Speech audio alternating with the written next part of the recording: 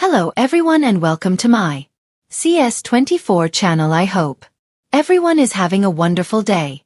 Before we begin, please hit the subscribe button and give this video a thumbs up. The Curse of Oak Island recap. The team could be just days away from the money pit and untold riches. This week on the Curse of Oak Island, the guys were continuing to drill at borehole RF1, hoping to break through to the money pit. Working on information learned just last week that there's a treasure vault-shaped anomaly buried at 160 feet, that's 13 feet by 13 feet, the same diameter as the money pit found in 1795.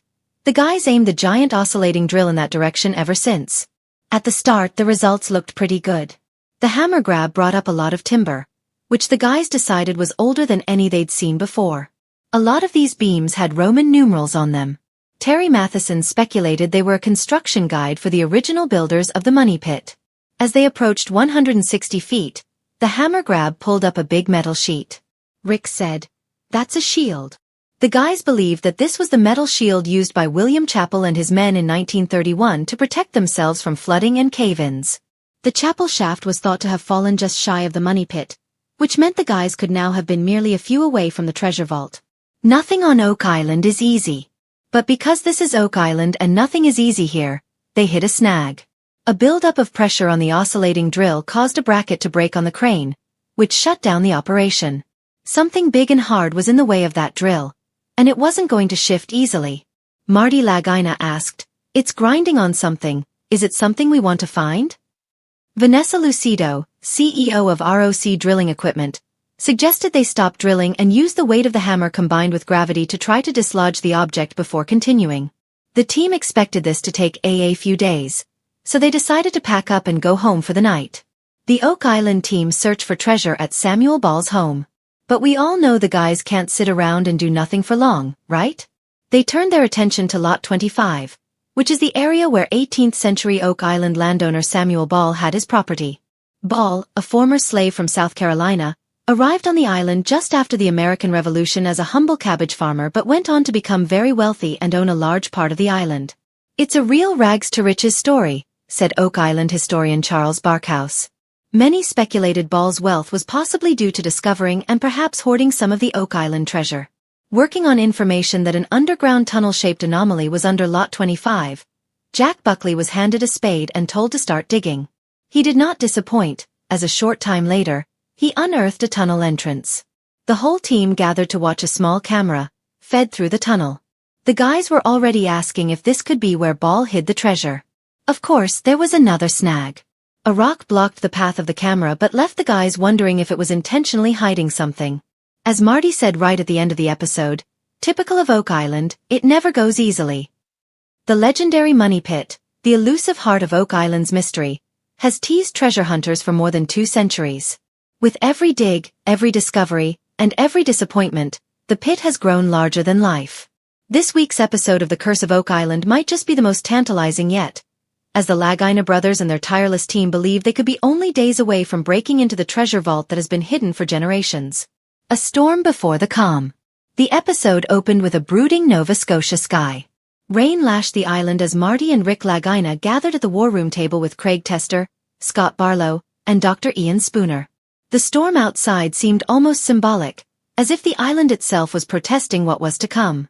Rick, with his signature calm determination, reminded the group that Oak Island had always resisted giving up its secrets. But his voice carried something different this time. An undercurrent of hope. Marty leaned forward with the latest data in hand. "If these results are accurate," he said, pointing at the table spread with maps and scans, "we're sitting right on the edge of the money pit. And this time we're not guessing. We have the science to back it up." The camera cut to a dramatic drone shot, sweeping across the swamp and borehole fields where weeks of drilling, water sampling, and metal detection had culminated in a breakthrough. Borehole D2. The keyhole to history. The spotlight of this episode was squarely on Borehole D2, a site that geophysical scans suggested had anomalies unlike anything else they'd seen before. The seismic data indicated a large, open void roughly 110 feet down, eerily similar to historical accounts of the money pit's original depth before it collapsed in the 1800s. Craig, the engineer, explained the gravity of this find with the precision of a scientist but the excitement of a treasure hunter. "If this is a natural void, fine. We'll know soon enough. But if it's engineered, if timbers or artifacts show up, then we found what generations have been searching for. As the drill rig roared to life, every member of the team watched with a mix of nervousness and anticipation. Hours ticked by, with drill samples retrieved and carefully examined. At around the 108-foot mark, a piece of wood emerged, darkened with age and waterlogged beyond recognition. Laird Niven, the team's archaeologist, studied it closely. "This isn't just any wood," Laird noted. "It's been cut by tools. The grain and shaping suggest human construction, not natural debris. And given the depth, that is very, very significant." The war room buzzed. Could this be part of the infamous oak platforms described in early accounts of the Money Pit? Dr. Spooner's astonishing claim. While the drill samples provided physical evidence, Dr. Ian Spooner added a layer of intrigue that nearly pushed the team over the edge of belief. His water analysis from boreholes surrounding D2 revealed elevated levels of silver and gold, higher than any readings collected in previous seasons.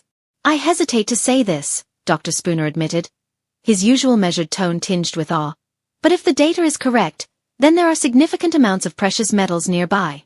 We're not talking trace elements. We're talking something substantial. Something that could have been intentionally stored here." The room fell silent for a moment.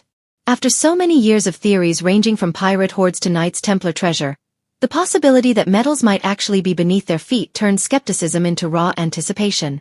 Marty, typically the pragmatic one, leaned back in his chair and exhaled heavily. "If this is real, if what you're saying is true, then the vault isn't just legend. It's real, and we're right on top of it." A walk through history. While the drill team pressed forward, Rick took a quieter approach, visiting the interpretive center where some of Oak Island's most famous artifacts are displayed. He paused at the 90-foot stone replica, the one inscribed with cryptic symbols that allegedly warned of treasure buried deep below.